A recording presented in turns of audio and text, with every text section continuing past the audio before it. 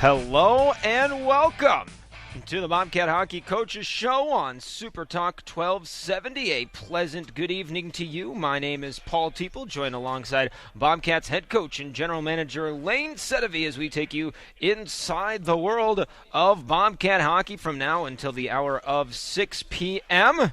And because you're hearing the sound of my voice right now, it means it's good times for the Bobcats as they continued their Central Division semifinal Friday night in Brookings against the Blizzard, taking a 2-0 series lead down to South Dakota.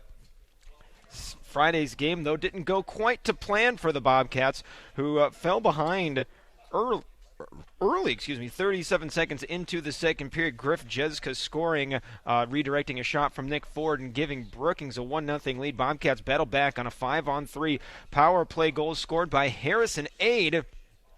scored by Oscar Botna off of a redirect of a Harrison 8 pass, and the Bobcats were on the board and even at 1, but the only goal in the third period came with 10.5 minutes to go. Jeska scored all alone in front of the Bobcat net. Bobcats couldn't solve Brookings' trap the rest of the way and lost to the Blizzard 2-1. Brookings' first ever playoff win since relocating from Alexandria in 2012. Bobcats had another chance to close out the Blizzard on Saturday, and just like on Friday, Brookings got on the board first thanks to Griff Jeska. His third goal of the weekend came as the Bobcats had trouble getting out of their own zone, and Jeska was able to dangle to his right and beat Hunter Shepard inside the right post to give Brookings a 1-0 lead after a very rough-looking first period for the Bobcats on Saturday night. But the Bobcats came out with renewed purpose and renewed passion in the second period. Patrick Demmel scoring 9:26 in. Harrison 8 following up with a beautiful snipe to give the Bobcats the lead with 5:03 to go. And Bobcats look like a whole new team in the third period. Then Harrison 8, 85 seconds into the third, sniped again, and the Bobcats were able to take a 3-1 win in the game and a 3-1 series win over the Blizzard and return to the Central Division Finals for the first time since 2014, where they will once again face the Austin Bruins, the fourth time the Bobcats and Bruins will meet in the Central Division Finals, dating back to 2012. All of that said, we will bring in Bobcats head coach and general manager Layne Sedevie. And Layne, the fact that we're talking right now, good news.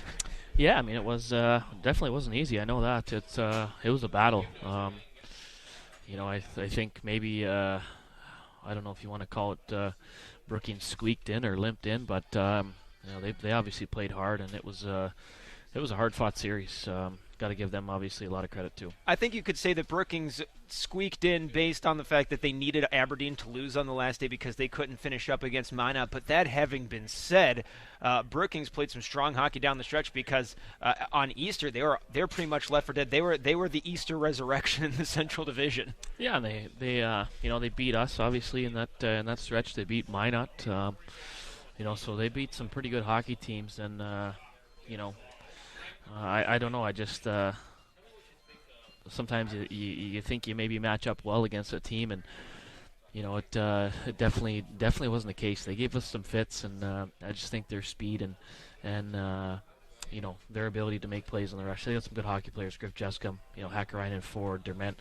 Those are some good talent up front. Absolutely, and between injuries and suspensions down to 4 healthy defensemen on Saturday night, the effort that the D put together along with Hunter Shepard to allow 1 goal and 29 shots, I thought was one of the real defining nights of the year for this team.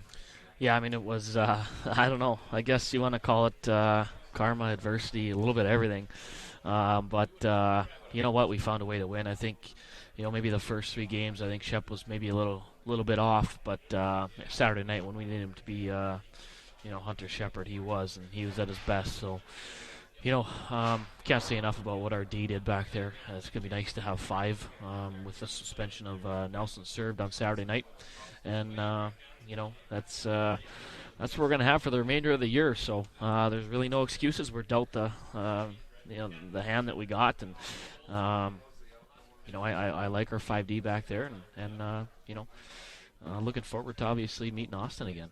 Meeting Austin again, and a big part of that is the fact that Harrison Aid was able to find his postseason scoring touch with the goalie in the net. He had the empty netter the previous Saturday, but the shots that he put on Josh Kumitchell for the go-ahead and the eventual insurance goal in the third period, they were incredible shots, not the least of which reason being that Kumitchell's glove is the best thing he's got going for him. Yeah, I mean, I don't know what's up, Marshawn Lynch. I think he put the team on his back, though. That's Greg Jennings. You can't say it. Actually, you know what? Like, that whole line was so good. I couldn't put him on the ice enough.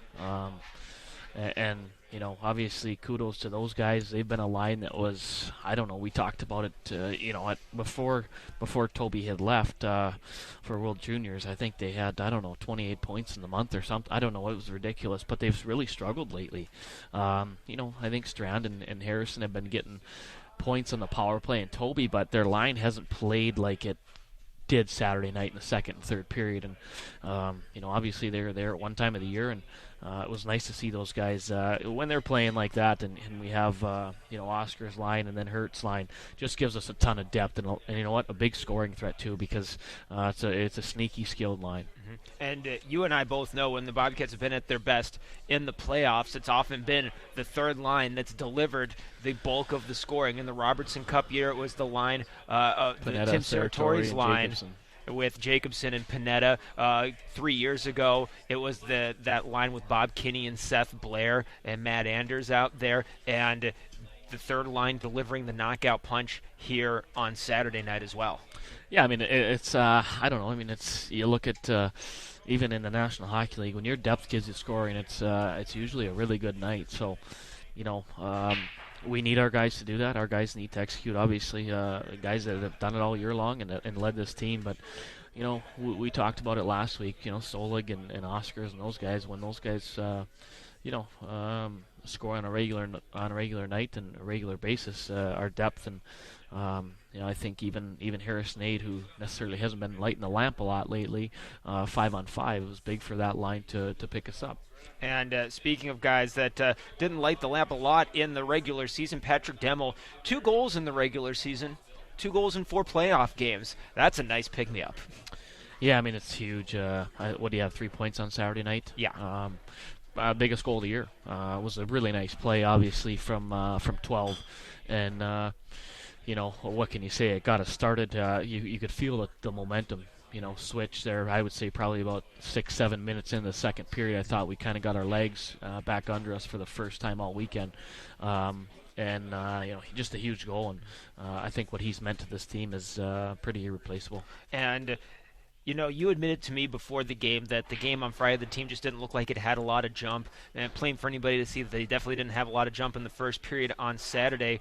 What was the difference in the second and third to be able to close out like that? Well, I think either you want to do it or you don't, and that was our message. After the first period, it was pretty black and white. It was either we keep playing like this and we probably go home Tuesday, and our season's done and exit meetings, or we can do something here and try and do something special. So nice to see the guys respond. I thought it was, like I said, I don't know, somewhere about that 5, 6, 7 minute mark in the second period, I felt like we, I don't know, we just we found another gear, and for anybody that was in Brookings, I just don't think we had that like we did in our own building on Friday and Saturday night, where I thought we dictated play and I thought we had jump and won races, and we just had that energy, and I don't know where it came from, but I'm glad we had that left in the tank in the most important time of the year. Special teams, a huge part of the series. Although only one power play goal between the two nights. It was Oscar's Botna's 5-on-3 goal on Friday night. But overall, 37.5%, 6 for 16 so far on the power play. It's been a huge lift here in the postseason. Yeah, I mean, it was. You can't really say enough about in our building how well we did, and even on the goal on Friday night was a game tire, we it's kind of crazy. But when you look at our guys who were on the ice for that 5-on-3, it was not our top unit. But sometimes when you don't have guys rested, and that second unit's been really good, almost as good as our first unit. So. And we've worked on 5-on-3, and we were confident in throwing Garrett's power play out there, and it didn't take very long. So it's nice to see. And even joking around with them this week in practice, and they're not afraid to give the nudge back and on making sure that it's well known to the head coach that they're having success in the power play too, and their ice is warranted. So, but I think anytime you can have two different looks, two different power plays, having success, it's a nice problem to have. On the other side, Brookings' power play had provided over half of their offense on the first weekend, and being able to hold them scoreless. And keep their power play, especially Hawkrain and Ford, from creating the offense that they did the week before it's pretty obvious. Brookings only scored 3 goals on the weekend. Taking out the power play was a big component of the team's defensive success. Well, it was it was an area of our concern for us as a coaching staff, and I think that's the nice part about being able to show video. We broke down their power play goals. We broke down what they were trying to do, and it's like, once you get beat, second time okay, but third time, shame on us for not showing the guys the video, and our guys are. Yeah, I think they're pretty receptive and willing to do what we ask, and I think it's a prime example of going in their building against. I mean, they scored some pretty nice power play goals, some of the nicest we've seen against us this year, and I thought we really sold out. We blocked shots. We were in lanes, didn't allow that cross seam, which they obviously wanted to hit, and just did a nice job. And that you mentioned shot blocks. I thought that even with the first period offensive effort being what it was. Blocking shots was the biggest difference between Friday and Saturday. In a game on Friday, only 2 goals allowed, but the defense did, and the forwards too, did such a better job blocking shots that it seemed like even from the outset, when the offense wasn't there, it seemed like the defense was going to be locked in, and it turned out to be a huge factor. Well, I think it's one of those things too. You can just, I think during the regular season, you're trying to push for that. You're trying to get your guys to really buy in. But I can tell you what, when you're on the bench and you see guys, maybe guys who typically don't block shots, but guys that are diving in front of pucks, and it's just a feel that on Saturday night when we got that second goal, it was guys sliding, guys doing whatever they could on their peak, on their power play especially.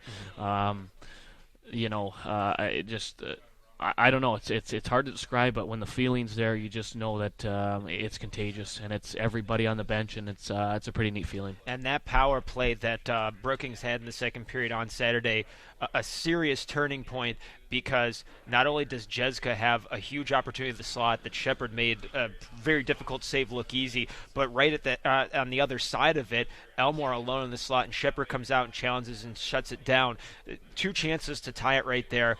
Shut down in the last 2 minutes of the period, then Harris Nate comes out on the other side of intermission, makes it 3-1. That's backbreaking. Yeah, and on that look too, I remember Hakkarainen getting the puck where they want him to get the puck, and I don't know what Oscar's made of, if it was a skate save or what, but it was a heck of a block, and that's where it was kind of like, all right, we're bought in, we're going to do this thing, and we're just not going to be denied, and that's the feeling that I was talking about. But it was a backbreaker. I mean, we were up 2-1 and come out, and in the first 2 minutes we get a little cushion. You could really feel it on the bench. Well, Layne, we're going to bring you back for the next segment because our players are unavailable here today due to technical difficulties. Lots of awards in the last 24 hours for the Black and Gold. We'll talk all about it as the Bobcat Hockey Coaches Show returns after this on Super Talk 1270. Right now, it's 48. Super Talk 1270, home of the Bismarck Bobcats and high school sports. Listen online or anywhere on the Radio Pup app. Super Talk 1270. Welcome back to the Bobcat Hockey Coaches Show on Super Talk 1270. Let's get back out to the Tap-In Tavern with the voice of the Bobcats, Paul Teeple.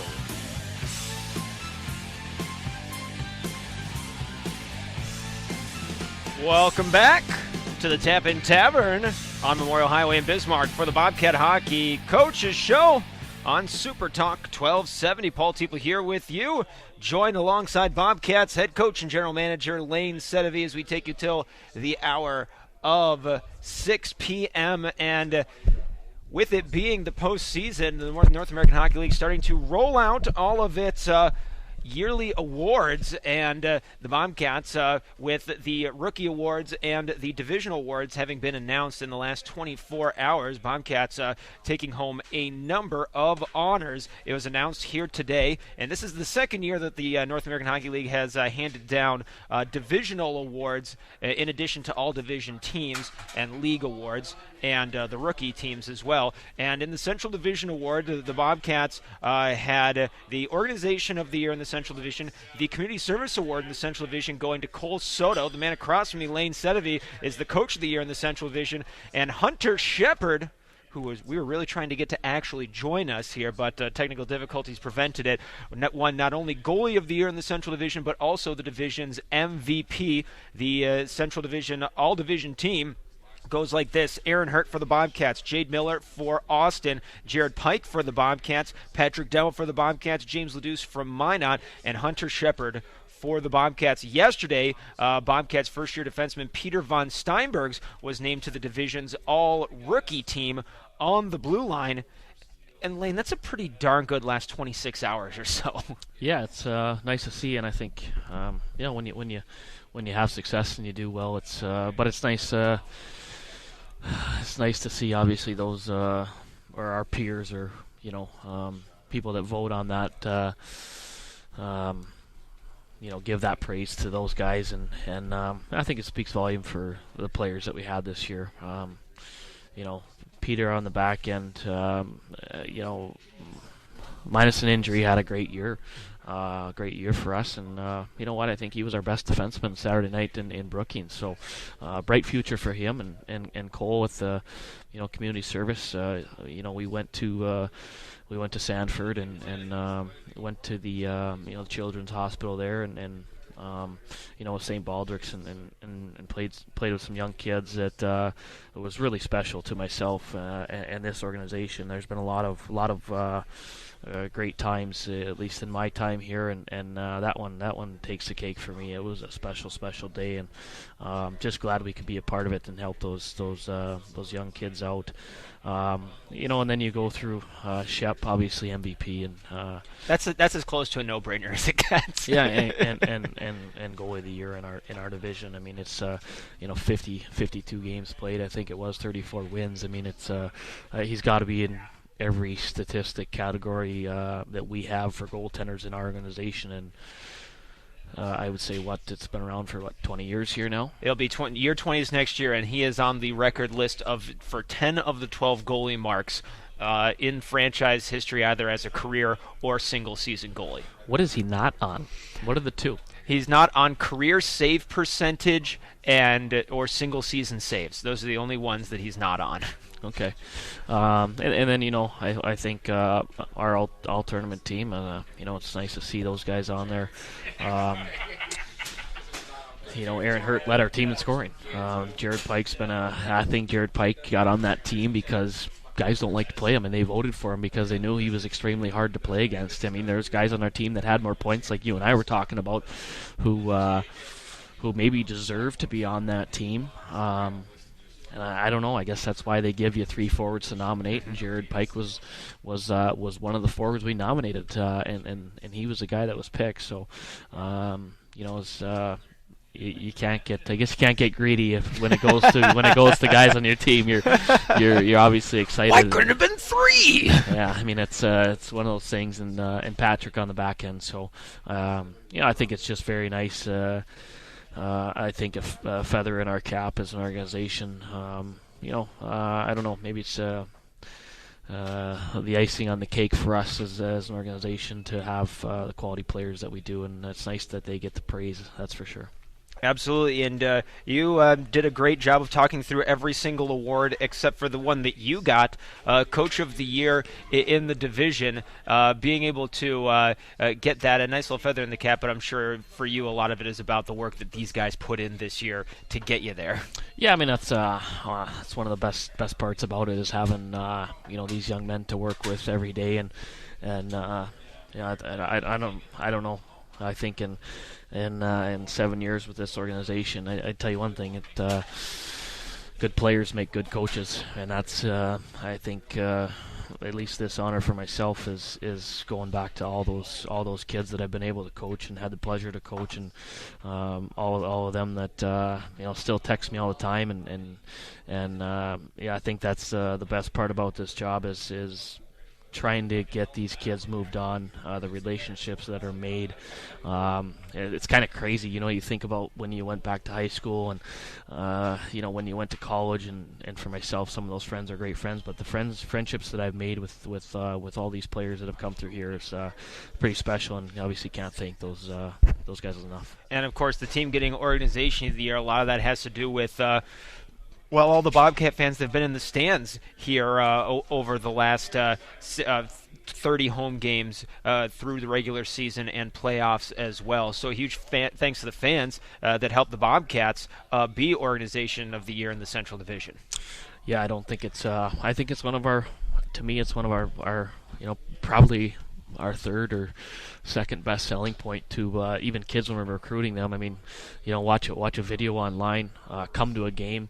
I don't think we've had many kids come into our building and see our fan support and say, I just don't think I want to play in Bismarck. It's just I think for myself growing up here, being able to go to games as a kid, and I think it's when you're a young man and you have to make a very serious decision, and that's going to be where you're going to play junior hockey. I think it's pretty special that we have the organization here, but not only that, the support that we get from our fans, because I think that's what really ties this thing together and brings the whole junior hockey experience in, because it's it's a rocking place, and the atmosphere, and you know what, it's what it should be. It's home ice advantage. It's an absolute blast for these guys to play in front of our fans, and like you said, we can't thank them enough. The support is what makes it. Absolutely. We're going to jump away for a quick commercial break. Garrett Roth on the other side of it as the Bobcat Hockey Coaches Show rolls along right here on the radio home of Bobcat Hockey, Super Talk 1270. Let's get back out to the Tap-In Tavern with the voice of the Bobcats, Paul Teeple.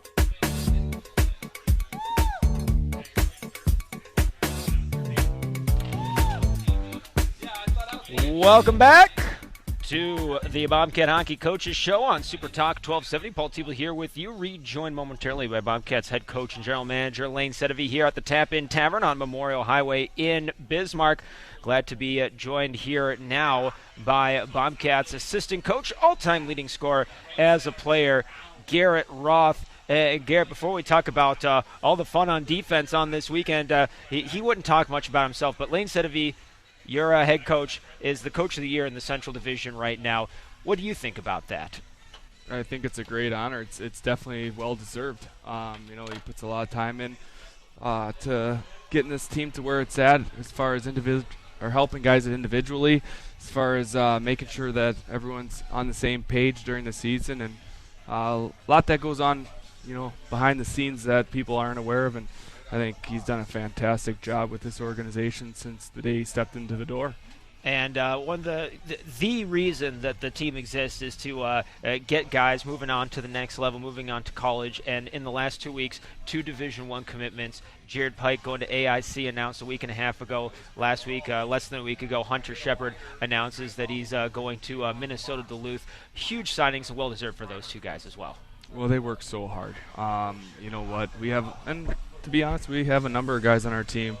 Our group is a hard-working group, and I think those 2 players in particular, the amount of time and effort they put into the gym before and after practice, I think is a test to them getting those opportunities. But I also think on a day-to-day basis, them competing against how hard the rest of our group works has made them better as well. And you know what? A lot of times individuals are looked upon and, for what they've done to get there.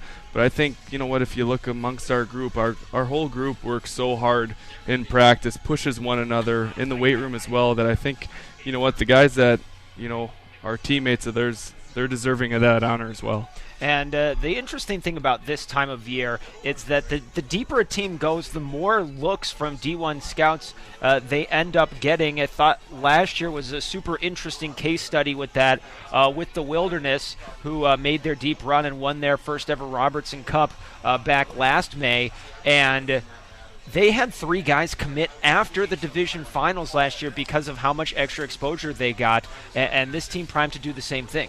Well, it's imperative. And also, you know, when you're looking for those, you know, those late signees that colleges are you going to take a kid that, you know, didn't make the playoffs, or are you going to take a kid off a team that has won something, and a player that, you know, at least is willing to do whatever it takes to win and help lead his team to victory in the playoffs, because the playoffs are so hard on individuals, on teams, and it takes, you know, big time preparation. It takes guys buying into the system, to the style that they need to have success to play, you know, Division I hockey.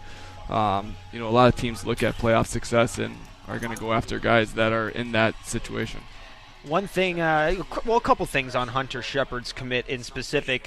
It's really cool because Shep committing to Duluth means that the goalie, at least one goalie from each of the last 11 Bobcat teams, dating back to Tim Christosik in 2005, 2006, just a couple years after you made your way to Bemidji State. That's 11 straight teams of Bobcat goalies going D1. That is an incredible number.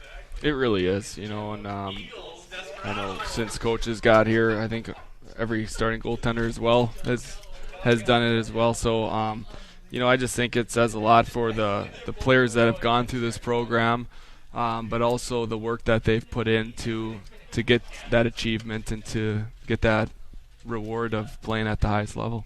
And the other thing is, looking at Hunter Shepard's commitment and looking at the last week of recruiting for the University of Minnesota Duluth, in specific, a team that finished top 10 in the final poll, and a team that was maybe a player or two away from making the Frozen Four this year, picking up 3 guys with either playing this year in the North American League or former North American League players in Hunter Shepard, Jade Miller, and former Aberdeen wing Peter Krieger, getting all 3 of those guys to Duluth as Krieger transferred from Fairbanks to Duluth. It's pretty cool to see a top-end program paying so much attention to this league and some of its top players. Well, and those players all, you know, they put in 2-3 years in the junior ranks, and you know what, they progressively got better from the first day they stepped into the program till the end. And you know, if you look at a program like Duluth, they've had a lot of success as of late. You know, one of the most dominant programs in college hockey, and you know, they do it by having a group of guys that work hard. You know, they don't always go after the high-profile players out of Minnesota or the high-profile players across America that have kind of been given the opportunity to, you know, play college hockey from day one at, you know, when they're 16 years old getting committed. They go after guys that, you know, have a little hair on their chest, some junior-born players that, you know what, it took a little bit of time to develop and to, you know, wield their craft. And you know, it's a testament to the program here in North American Hockey League. Cool quote from Hunter Shepard in the Duluth News-Tribune today, a nice story from Matt Wellens, is that he said that he thinks that he's a better player now than if he'd been given a college offer right away in Grand Rapids, because he struggled a little bit at the start of last year. It made him work harder, and that he says that has made him more ready to step in and be a D1 player. Well, I think that's true for a lot of players that, you know what, are given that opportunity at the age of 20, because you know what, they push themselves a little bit harder, whether it's in the weight room or on the ice, because they're unsure about what their future is going to be, and so they can't get complacent.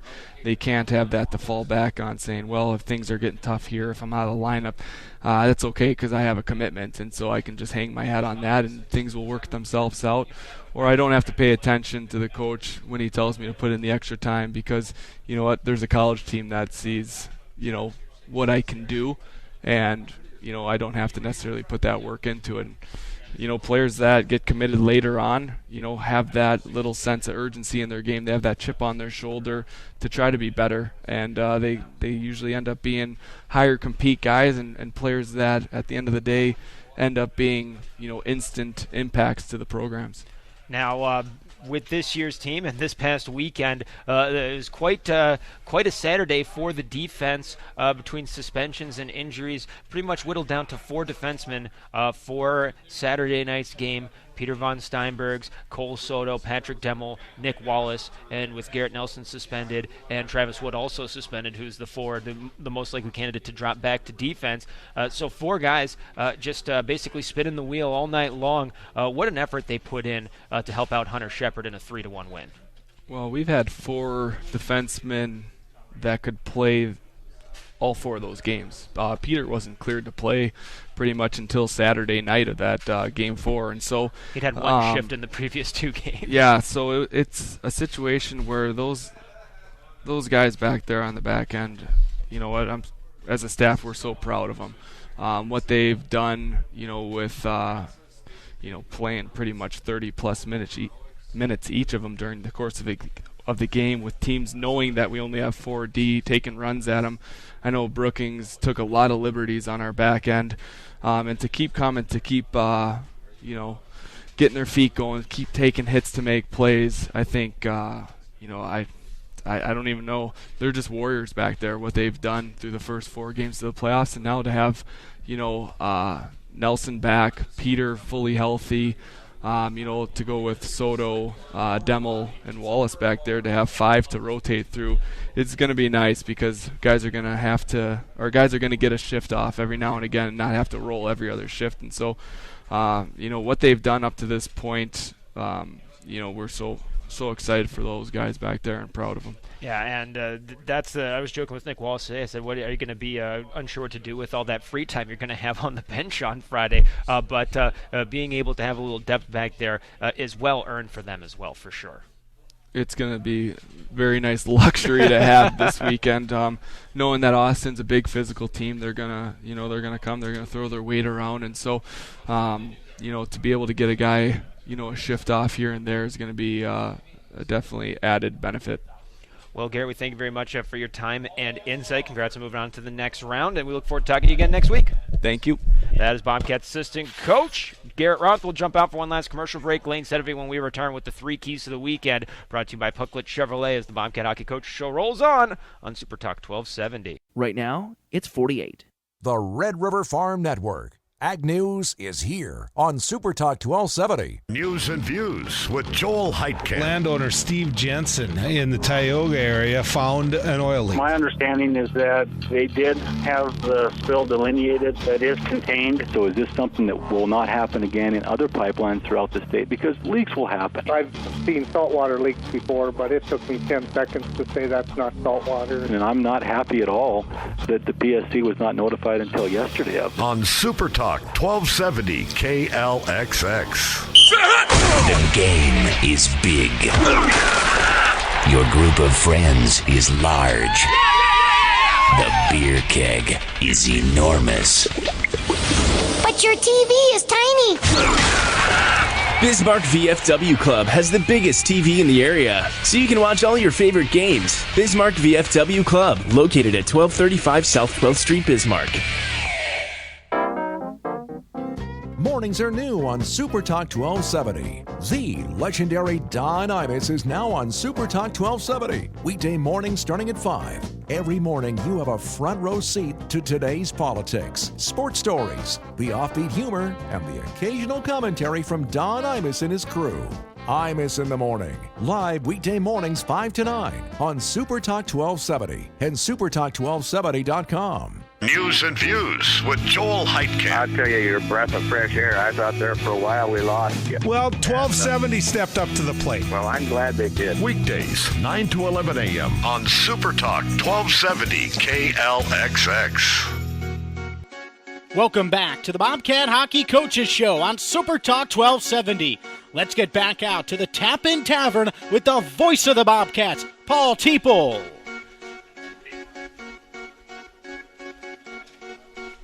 Welcome back to to the Bobcat Hockey Coaches Show on Super Talk 1270. Paul Teeple with you as we take you to the hour of 6 p.m. Rejoined by Bobcats head coach and general manager Layne Sedevie as we give you the Pucklet Chevrolet 3 Keys to the Weekend, brought to you by Pucklet Chevrolet. Over 1,000 people today switch to Chevy, and Pucklet Chevrolet is the preferred Chevy dealer of Bobcat Hockey. Pucklet Chevrolet, where respect comes standard. Find new roads, division finals, Bobcats and Bruins, 4th time in 5 years, and it begins Friday at the VFW Sports Center. Buy and print your tickets online right now at BismarckBobcats.com. All right, Layne, key number 1, Bobcats and Bees. What do you got? What do I got? Yeah, what do you got? How about goaltending? So it's going to be a big key. I think it's a great series. I think it's, I don't know. It's hard to say, though, that they're the two best goaltenders. As you got, Peter Tome, our division had good goaltending. Unbelievable goaltending. Yeah. Tome, Ulrich was good. Crew Mitchell put together a heck of a run at the end of the year. Yeah, and Rivers was 9-1. Rivers actually, since he went to Minot, had the highest save percentage in the league. Right. So, I think it's a great goaltending battle. I think it's two goaltenders that I coached at prospects that were in the net for us, and both played very well. So, but I think that's I don't know if it's going to be the difference of the series, but I think it's going to play a big hand in obviously how the series goes. I think. You know what? We have a lot of confidence in Hunter Shepard, and I think there's a reason why he's the MVP of our division, the goalie of the year in our division, and I just think he's a guy that hopefully can lead us in this series. And the last time these two goalies hooked up, 2 goals allowed in regulation over 2 nights. Yeah, it's I don't know. It's like I said, I think they're both quality goaltenders. I think they're both at the top of junior hockey in the States right now. So I think it's a set up to be a great battle. I mean, it's one of those things that you try and take care of your own business, and what happens on the other side, you don't worry about it. And here we are. So for some reason, it's I would say in the last 7 years that I've been here, it's been the Austin Bruins quite a bit. Yeah, it's the 4th time in 5 years, dating back to 2011, 2012, when they upset Alexandria, the 2 seed, and the Bobcats were the 1 seed. Hey, sounds a little familiar. Key number 2 for the weekend, Game 1 and Game 2 of the Central Division Finals against Austin. It's probably been a key for about 36 coaches shows in a row, special teams. I think if you look at least their Saturday night win in Minot, their power play was, I think, 3 for 5, was a turning point in that series. Miller and Paganelli victimized Minot. Yeah, and I think that's a big. Our PK needs to do a good job and needs to execute, and our power play needs to keep scoring goals like we are. So, I think our guys that are on the power play have to execute, and our guys that are on the PK have to execute. So I just think if special teams is so critical this time of the year. And the 2 teams come in very, very equal on the penalty kill. Bobcats 80% on the PK, 79% for Austin here right now, and 2 of the 3 top power plays in the playoffs. Bobcats at 37.5%, Austin 30.78%. Yeah, I wish we could have that percentage all year long, but our percentage was pretty good this year, so we'll take it. But I know I want to say going into the weekend we were clicking at 44% on the power play, and I know it's only 2 games, so small sample size, but I think you'll take I think through the course of the regular season, around 20% is really good for a power play. So anytime you're up around 40%, you're doing a lot of things right, and I'd have to think you're winning games. So our PK got I thought it maybe struggled a little bit. The 2 home games, but I felt like it was a big key. The reason why that we moved on.